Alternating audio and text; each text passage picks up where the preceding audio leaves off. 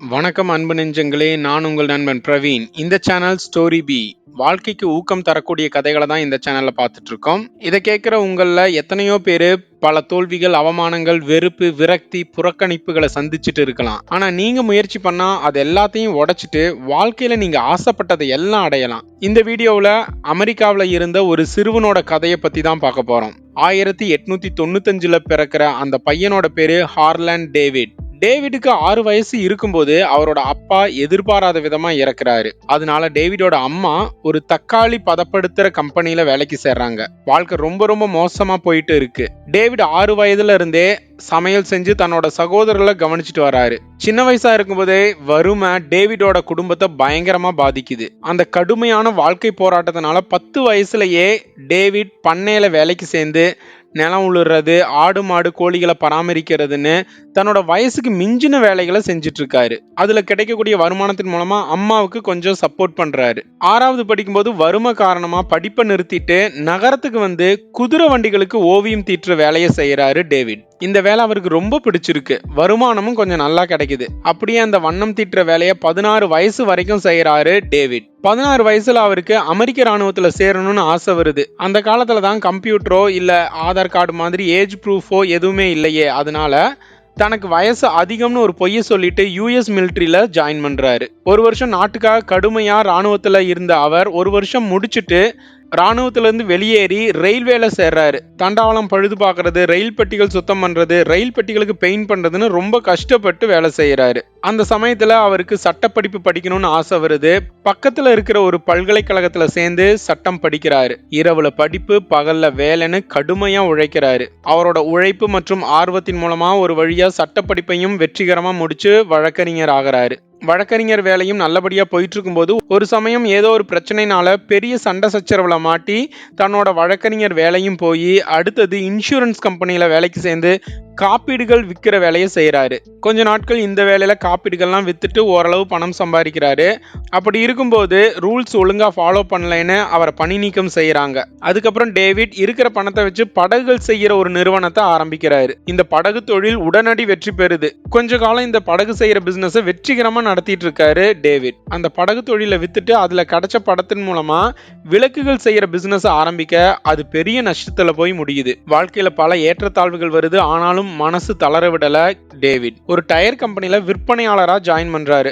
ஆனா கொஞ்ச நாட்கள்ல அதோட உற்பத்தியை நிறுத்திடுறாங்க. அதனால அந்த வேலையும் பறி போகுது.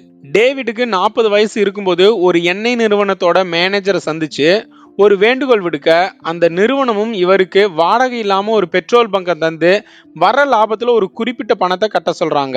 இவருக்கு ரொம்ப மகிழ்ச்சி. பெட்ரோல் பங்கை நடத்திட்டு வராரு. அப்படியே சைட்ல ஒரு சர்வீஸ் சென்டர் மாதிரி ரெடி பண்ணி பெட்ரோல் போட வர்றவங்க சாப்பிட்ற மாதிரி சிக்கன் உணவுகளையும் குளிர்பானங்களையும் விற்கிறாரு. இவர் செய்யற சிக்கன் டிஷ்ஷஸ் எல்லாமே அந்த பகுதி மக்களுக்கு ரொம்ப பிடிச்சு போயிருது. நல்லா ஃபேமஸ் ஆயிடுறாரு. அதனால பெட்ரோல் பங்க்ல சைடு பிசினஸா இதை பண்றதுக்கு பதிலா ஒரு முழு நேர உணவகமா இந்த வேலையை செய்யறாரு. இதுல ஓரளவு வெற்றி அடைஞ்சதுக்கு அப்புறம் தன்னோட உணவு வகைகளை விளம்பரப்படுத்த தொடங்குறாரு. இவரோட ஹோட்டல் பிசினஸ் பெருசா வளர்றதை தெரிஞ்சு உள்ளூர் போட்டியாளர் ஒருத்தர் இவர் மிரட்டுறாரு. அந்த மிரட்டல் அப்படியே பெரிய சண்டையாகி அங்க ஒரு துப்பாக்கி சூடு நடக்குது. அந்த துப்பாக்கி சூட்டுல இவரோட ஹோட்டல் ஊழியர் ஒருத்தர் இறக்குறாரு. 4 வருஷம் கழிச்சு இந்த உணவகத்துக்கு பக்கத்துல லாட்ஜ் மாதிரி, அதாவது மோட்டல்னு சொல்லுவாங்க இல்லையா, அந்த மாதிரி ரெடி பண்ணி நல்லா சம்பாதிக்கலாம்னு நினைக்கிறாரு டேவிட். எதிர்பாராத விதமா உணவகம், தங்கும் விடுதி எல்லாமே ஒரு பெரிய தீ விபத்துல கருகி நாசமா போகுது. தன்னோட கண் முன்னாடியே தன்னோட பிசினஸ், ப்ராப்பர்ட்டி எல்லாம் அழியறத பார்த்து கண் கலங்குறாரு டேவிட். இருந்தாலும் விரக்தி அடையாம மறுபடியும் பெருசா ஒரு மோட்டலை கட்டுறாரு. ஆனா 2ஆம் உலக போர்னால இந்த மோட்டலையும் இழுத்து மூட வேண்டிய நிலைமை. சரி பரவாயில்லன்னு சொல்லி ஒவ்வொரு ஹோட்டலா ஏறி இறங்குறாரு. தன்னோட சிக்கன் உணவுகளை செஞ்சு காட்டி அது பிடிச்சிருந்தா அந்த ரெசிபியை சேல் பண்ணலாம்னு முயற்சி பண்றாரு. ஒவ்வொரு ஹோட்டலுக்கும் போய் அவமானத்தோடையும் புறக்கணிப்போடையும் வெளியில வராரு. இவரோட சிக்கன் ரெசிபி 1009 முறை நிராகரிக்கப்படுது. கடைசியா 1962ஆம் வருடம் தன்னோட சீக்ரெட் ரெசிபியை கென்டஸ்கி ஃப்ரைடு சிக்கன், அதாவது KFCங்கிற பெயர்ல ஒரு பெரிய ஹோட்டல்ல விற்கிறாரு. இவரோட ரெசிபி பெரிய வெற்றி அடைஞ்சதுனால நிறைய உணவக உரிமையாளர்கள் இந்த சிக்கன் ரெசிபியை வாங்குறாங்க. இந்த சிக்கன் கான்செப்டை நாடு முழுவதும் விற்கணுங்கிற கனவோட அமெரிக்கா முழுவதும் பயணம் செஞ்சு 1959 ஒரு ஹெட் குவார்ட்டர்ஸை உருவாக்கி இந்த பிரான்சைஸ் கான்செப்டை நாடு முழுவதும் இருக்கக்கூடிய ஹோட்டல்ஸுக்கு விற்கிறாரு. 1965 தன்னோட 75வது வயசுல இந்த KFC பெரிய வெற்றி பெற்று உலகத்தில் இருக்கக்கூடிய மற்ற நாடுகளான கனடா, மெக்சிகோ, ஜமைக்கான்னு பல நாடுகளில் KFCயோட கிளைகள் நிறுவி உணவு வியாபாரத்தில் யாரும் அசைக்க முடியாத வெற்றி பெறாரு ஹார்லண்ட் டேவிட். ஒவ்வொரு வருடமும் 4 லட்சம் கிலோமீட்டர் பயணம் செஞ்சு உலகத்தில் இருக்கக்கூடிய எல்லா KFC உணவகங்களுக்கும் போய் வாடிக்கையாளர்களை சந்திச்சு மகிழ்விக்கிறாரு டேவிட். 90 வயது இருக்கும்போது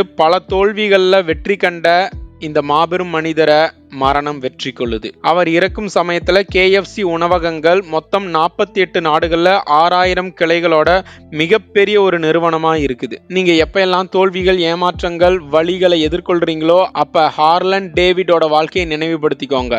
முயற்சி செய்யறவனுக்கு ஒரு நாள் உலகமே தலை வணங்கும். திருவள்ளுவர் சொன்ன மாதிரி தெய்வத்தான் ஆகாதெனினும் முயற்சிதன் மெய்வருத்த கூலி தரும். முயற்சி பண்ணிட்டே இருங்க, ஒரு நாள் உங்கள் வாழ்க்கை நீங்க ஆசைப்படுற விதத்துல மாறும். KFC உரிமையாளரோட வாழ்க்கை உங்களை ஊக்கப்படுத்தியிருக்குன்னு நம்புறேன். அப்படி ஊக்கம் தந்திருந்தா இந்த வீடியோக்கு லைக் ஆர் கமெண்ட் பண்ணுங்க. இந்த மாதிரி ஊக்கம் தரக்கூடிய கதைகளை தொடர்ந்து நம்ம சேனலை கேட்க ஸ்டோரி பி சேனலை சப்ஸ்கிரைப் பண்ணுங்க. இன்னொரு அற்புதமான கதையோட உங்களை சந்திக்கிறேன். நன்றி.